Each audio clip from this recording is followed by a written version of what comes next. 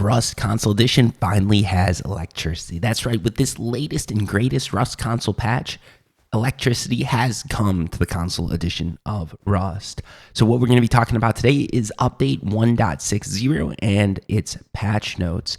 So let's just get into it because I've got a really good joke, but I can't say it now because it's too soon in the video. Hello, survivors. The Power Surge update will be live soon. Electricity powers new tech, providing many different ways to defend your base with deployables, tools, and more. This patch introduces the electricity feature, the power plant monument, the new debris system. This patch also includes a number of general gameplay fixes, quality of life improvements, and bug fixes. Here's the full list of changes. So the real thing you want to listen to is this next part. If you want to zone out after this and just play Rust or do the dishes, that's fine.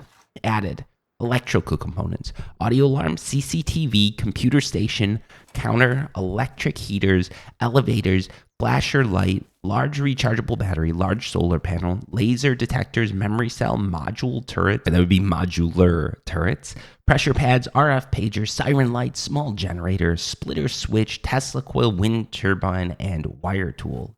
They added the power plant monument, a new arena for players to loot, fight, and solve puzzles. The power plant is a relic of the island's former days. Mind the radiation. And a new debris system, a quality of life change that prevents the placement of new building blocks over recently destroyed objects for 30 seconds. So basically what this means is if someone destroys a wall or if you decide to delete a wall, you've got to wait 30 seconds to place the new wall. These are actually pretty big gameplay mechanics. Like, if you're building a base and you need to destroy a wall and you've got 30 seconds, you've got to wait to put up the new wall, that is enough time for someone to come and kill you. So you need to know that that happened and you need to pay attention to that a little bit because it's something that's going to catch a lot of people off guard. Now we're going to get into some gameplay, bug, UI, all those fixes. A lot of this stuff doesn't really matter, but there are some cool ones in here, so I'm going to read through the whole thing. Gameplay. Fixed a bug that made wooden barricade disappear at a distance which players could hide behind. Fixed a bug causing players' heads to clip through low ceilings while standing up from a crouching position. Fixed in-game model and skin appearance of the sheet metal double doors to match the icon in the crafting menu and inventory. Fixed a bug that made weapons and in-game models with shiny metallic textures appear darker. Changed NPC vendors so they no longer have infinite stock despite the map indicating a set amount. So what this means is NPC vendors now have a limited amount of items. It will refresh, it should refresh, but it means that you just can't buy everything all at once. Not sure if that makes sense, but you'll get used to it. Fixed a bug with melee weapons that were causing too much damage. So I don't know about this, but if there was any melee weapon that seems overpowered, it might not be anymore. Improved the animation between crouching and standing position. Improved the landing spot consistency of satchel charge and timed explosive charge when thrown. That's a big one. Fixed a bug that caused dropped items to disappear into terrain, floors, and foundations. Fixed a noticeable green tint on the hollow sight weapon attachment when used at night. Fixed a bug that blocked interactions with key locks and code locks. They can now be picked up using a hammer. I thought that was always the case, but okay. Oh, was that always? I thought you could just pick them up without a hammer, actually. All right, that's weird. Fixed a bug that allowed building too close to the satellite dish, abandoned supermarket, mining outpost, and water treatment plant. Fixed 40 mm, I think that's millimeter, smoke grenades disappearing when in contact with water. I think they should, but okay. Removed an exploit with the hunting bow so it doesn't shoot faster if the player draws the bow without firing the arrow. Fixed a bug with rowboats and RHIBs that block damage and caused weapons to disappear if fired at the storage box. That's a good one. Fixed key locks blocking damage from thrown explosives. Removed lootable objects in the bandit camp area. Changed hostile warnings in safe zones so it doesn't reset when player is disconnected from the server. Okay, I guess that makes sense. Changed oil refinery so it can be repaired with the hammer. Changed oxygen timer so it updates in real time when the player has the diving tank equipped. Removed a gap in the terrain at the train yard so players can't fall under the map. That's always important. Fixed an area on the large oil rig behind pipes on level 5 where players could get stuck. Fixed reload animation for the chainsaw. Changed palm trees so the player can harvest wood from the top. Okay, cool. Fixed a bug that caused the player to get stuck and rubber band when approaching the supply crate laying on its side. Fixed a bug that teleported players to the back seat of the RHIB after dismounting the seat from above the front wooden box.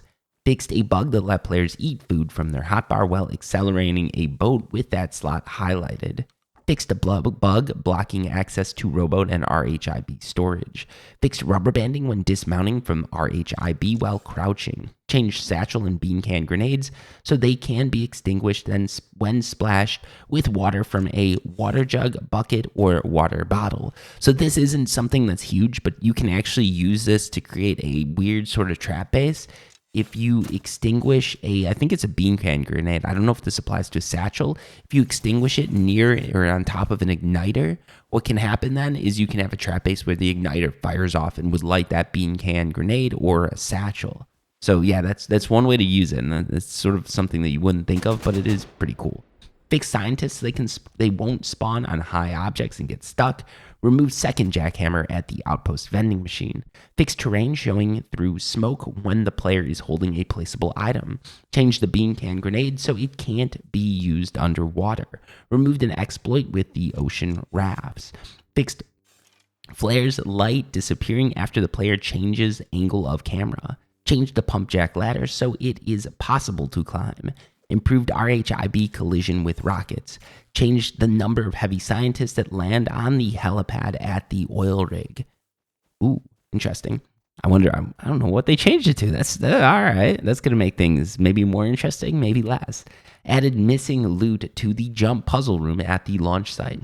Fixed a bug that blocked boats under jetty at the fishing village while being driven away, which also blocked new boats from spawning. Fixed a bug that let players shoot a rocket into the outpost without triggering the hostile status. Fixed a pipe near launch site's tunnel area where rubber banding would occur. Added missing collision on sewer room wall protrusions. Fixed vertical metal embrasure so items thrown at it won't disappear. Fixed a bug causing items thrown into doors to appear upside down. Improved hitbox for water barrel. Changed vending machine so it can't be built too close to the wall. Removed rubber banding on the red button next to doors in card puzzles. I've never actually run into that issue. Okay. Fixed a position at launch site where the player could get stuck between wall and tower. Added ability to drink from the small water bottle in the inventory. Improved small stash so it isn't visible from the surface once buried in the ground. I wonder if this gets rid of that bug that made it possible to see small stashes when you were sort of below them. If you don't know what I'm talking about, that's a good thing, but there is a bug with small stashes. Hopefully it's been fixed. Change scientists so they always hold weapons, even while they are not fighting. Improved visibility when looking up to the surface while diving underwater. Fixed camera shake and clipping through objects that could occur when a player gets out of a chair at the Cobalt building at launch site. Fixed a bug that caused Chinook bullet tracers to disappear if attacking from great distances. Added missing collisions to the ceiling in the sewer monument. I don't know why that matters. Fixed drop box so the correct side opens when using it. Fixed disappearing text from the laptop screen when moving away from the hacked locket crate. Locket, it says it's locked. But yeah, only I would be the person reading through this whole thing catching that. Removed an exploit at the dome that let players climb quickly through the interior. Fixed a visual bug that made it appear as if fire arrows remained in the bow when viewed by another player. Improved collisions for green trucks at junk piles.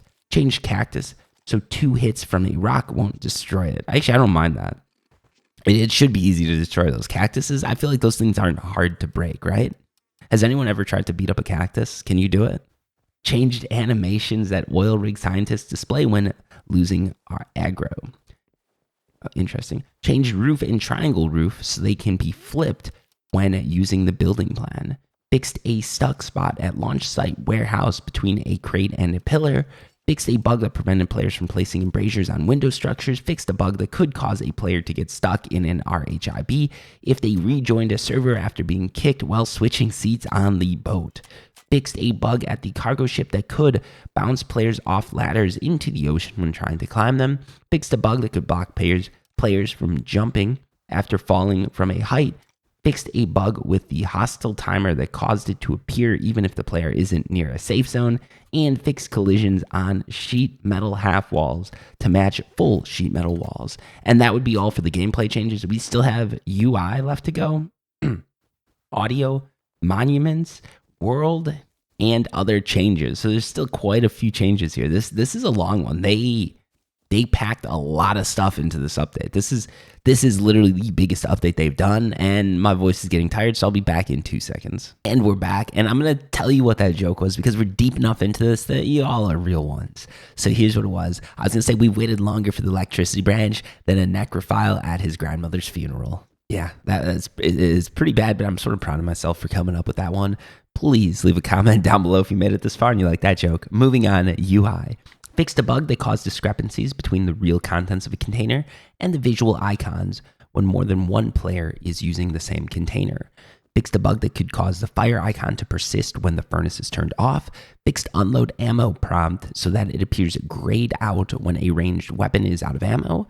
Fixed a bug that caused blueprint icons to disappear when first researched or viewed in the inventory. Fixed a bug with the map screen that would display vending machine information instead of "you are here" on first joining a server. Changed the weapon name display in the death screen when a player is killed by an auto turret.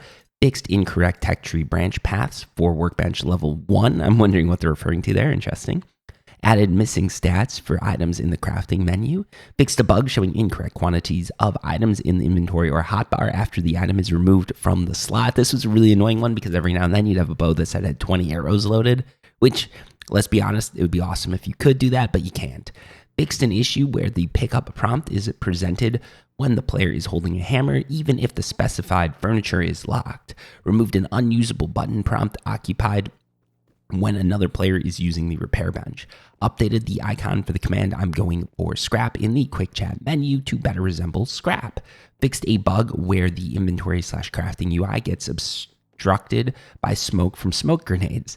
Fixed a bug where the map UI and text does not appear on the death screen when a player joins a server for the first time and dies without opening the map. Oh boy, you died quickly there.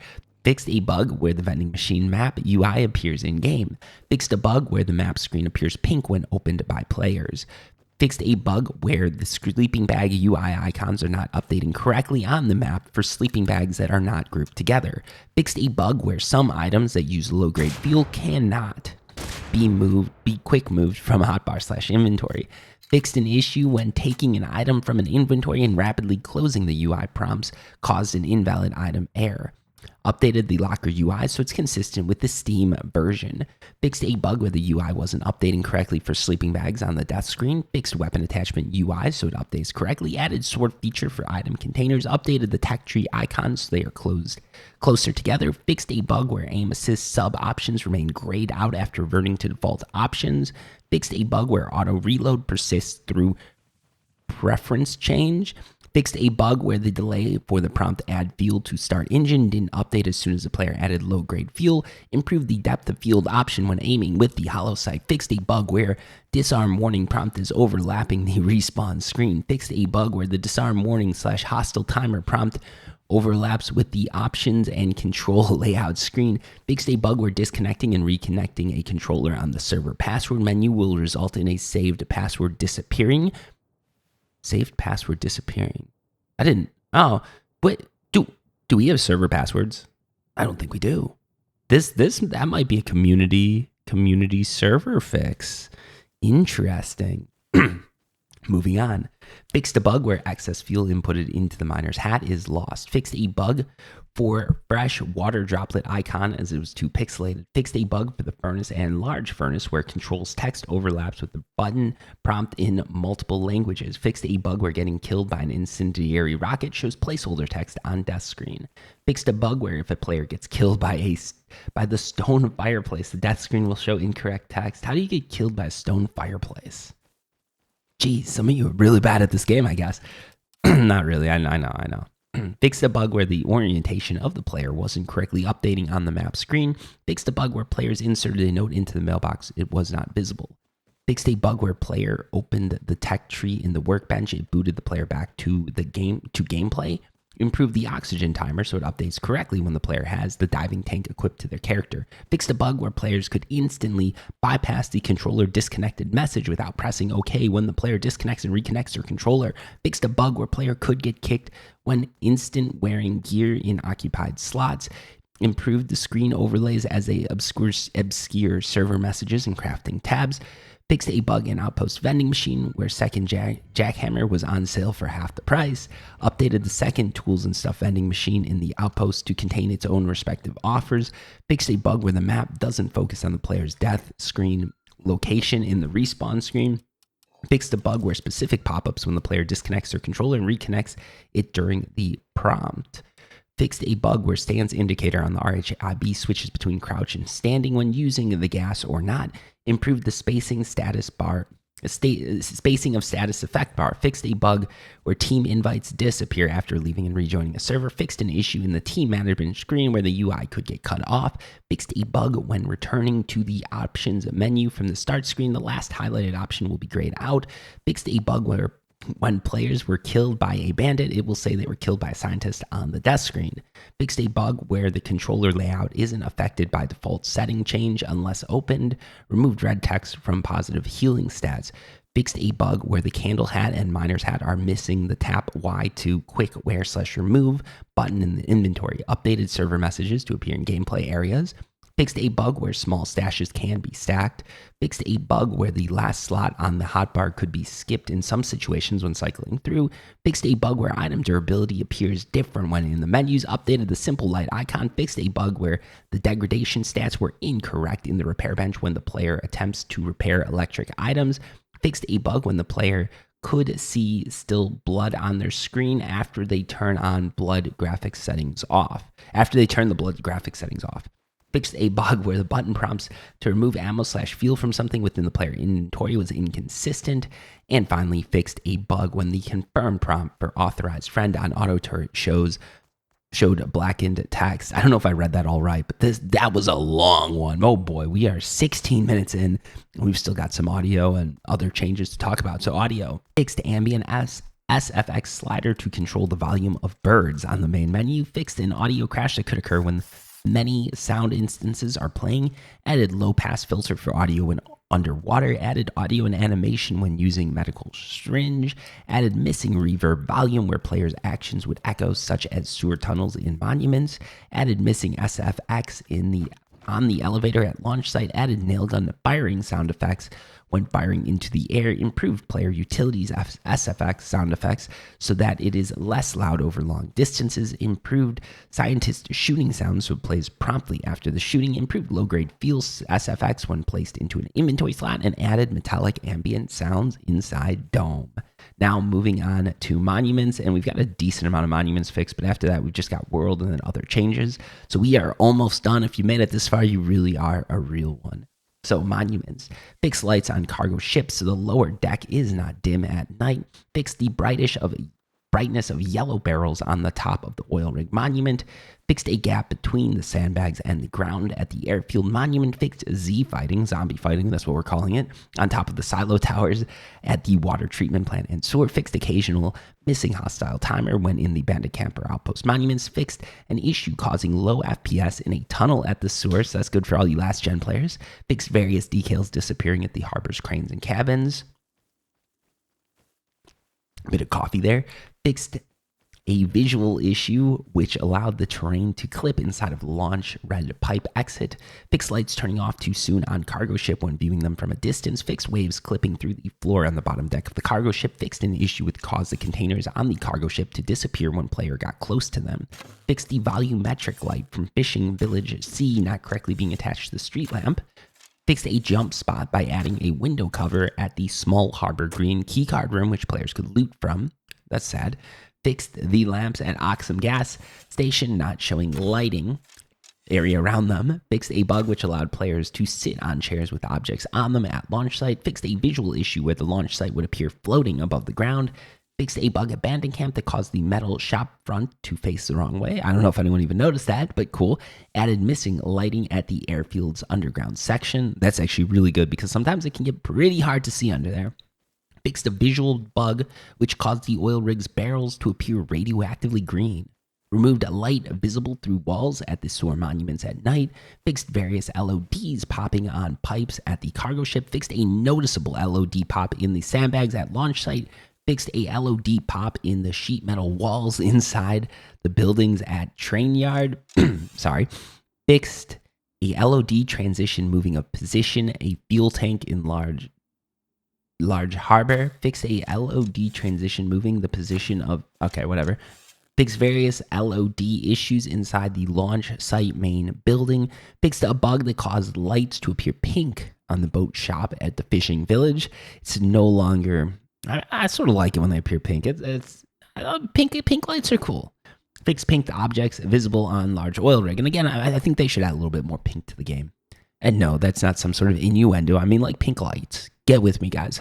Mine's out of the gutter. We weren't talking about anything weird like 6 minutes, 10 minutes ago when we were in between. We're not going to talk about that joke. World. Fixed delayed sparkle when hitting mining nodes. Fixed a bug that prevented resource nodes from sparkling at night when a light is shown on them. Fixed a server issue that stopped animals appearing. Changed world size for gear items so they appear larger. Fixed collisions on sheet metal half walls so that deployables are correctly placed.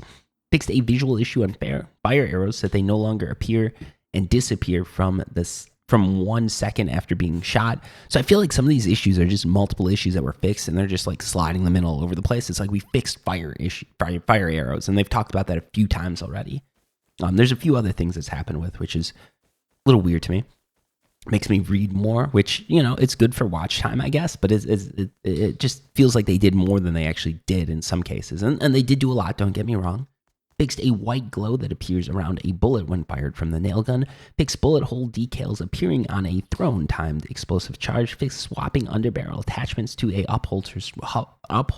holstered weapon now correctly visually switches the attachment off. Okay. Fixed a visual issue that caused the particles from Yoka pistol to be fired in the wrong direction. Fixed the pumpkin helmet not visually appearing when viewing the player preview. Adjusted the campfire so it flickers less often. Fixed a bug which caused doors to become invisible at a distance when viewed at an angle.